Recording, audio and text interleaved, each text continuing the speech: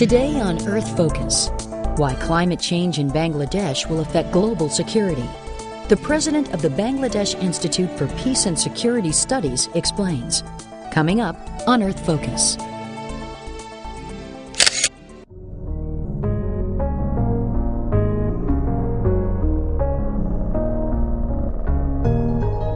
Bangladesh is considered to be a frontline state in the face of climate change, or if I may call it, is the ground zero of climate change. Most of what is being talked about internationally on the impacts of climate change is going to play out in Bangladesh much before it plays out anywhere else. Bangladesh has an existential problem due to rising of sea level. If there is a 1 meter sea level rise around Bangladesh, Bangladesh is going to lose 20% of its current land mass. That will entail a climate refugee population of anything between 30 to 35 million people. So you have an issue of water security. You have an issue of health security, probably going up to the level of pandemics. You have a mass migration of people. You have states' critical infrastructure under stress. And all these are happening at one time, at one point, on a state whose internal capacity of the state is very, very weak and fragile. So we are really painting a scenario which could very easily go down to a meltdown, and we could very possibly even see a state collapse.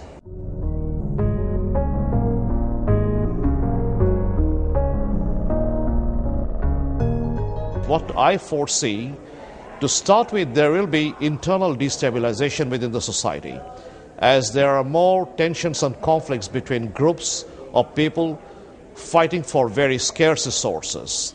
There will be social breakdown of cohesion because groups will fight against another group to find resources to survive. But eventually what is going to happen is we completely understand that these people will try and reach higher and drier ground, and the only way they can move towards is to move to India. Bangladesh is bordered by India on all three sides, except for the down south where is a sea. India has already completely fenced Bangladesh. As a matter of fact, I would call this is the world's largest human cage, because India, foreseeing such an eventuality, has already fenced Bangladesh on all three sides and is now in the process of electrifying the fence. The border between Bangladesh and India is about the most lethal border in the world. Over the last 9 years, over 1,000 Bangladeshi civilians have been killed by Indian border guards.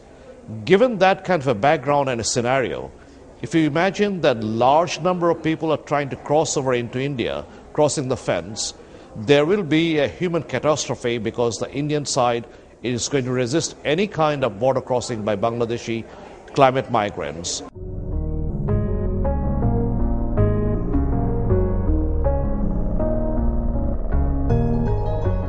The government of Bangladesh voluntarily has taken up a scheme or a policy to mitigate, but then the fact remains that we are not a polluter.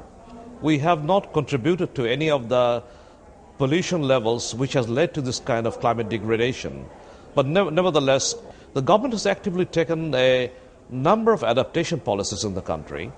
But as you would understand, many of the adaptation strategies that the government of Bangladesh has now come up with are extremely expensive. And the state does not have the kind of the financial resources to implement the adaptation policies that it has taken up. So it is still waiting for international community to come up with this kind of financial aid and help. But unfortunately, that has not yet started flowing.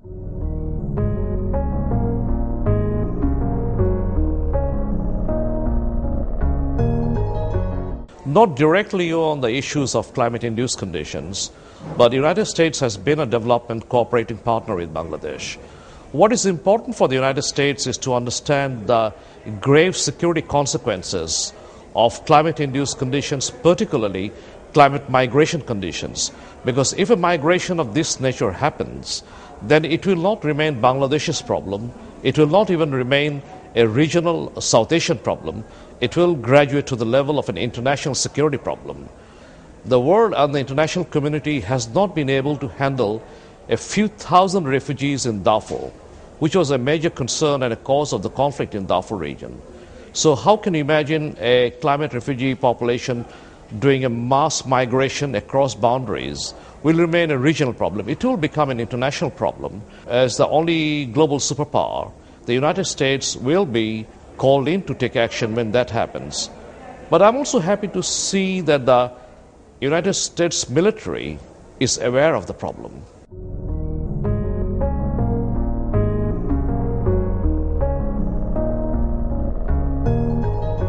It is my understanding that the military will have to be given a role.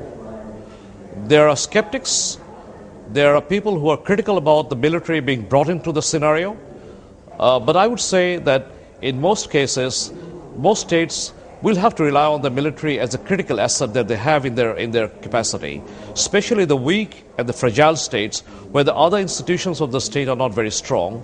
The military remains a credible asset in the hands of the government. Therefore, the military will have to be brought in at some stage to deal with the consequences of climate change. They're the only ones who have the lift capacity to take the people out. They're the only ones who could go in on a very quick basis to provide sanitation and clean water and health facilities.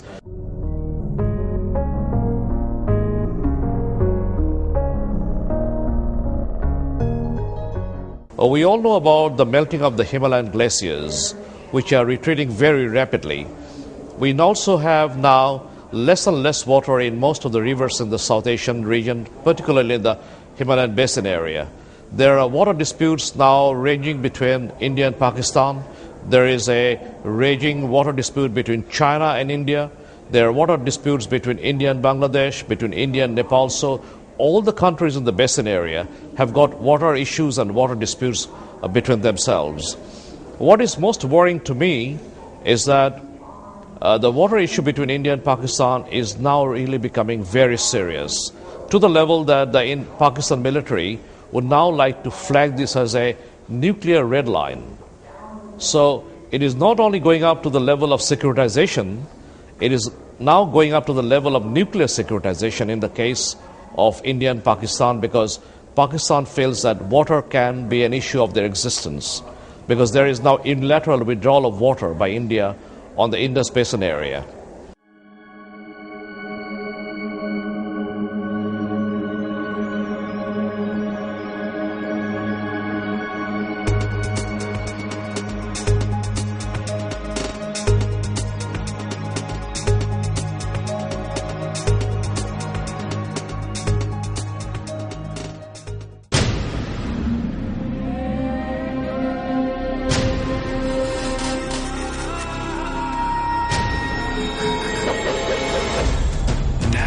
Airwaves, a global channel of uncompromising stories, world news, documentaries, entertainment, and culture. Link TV, connecting you to the world. For more information, visit linktv.org.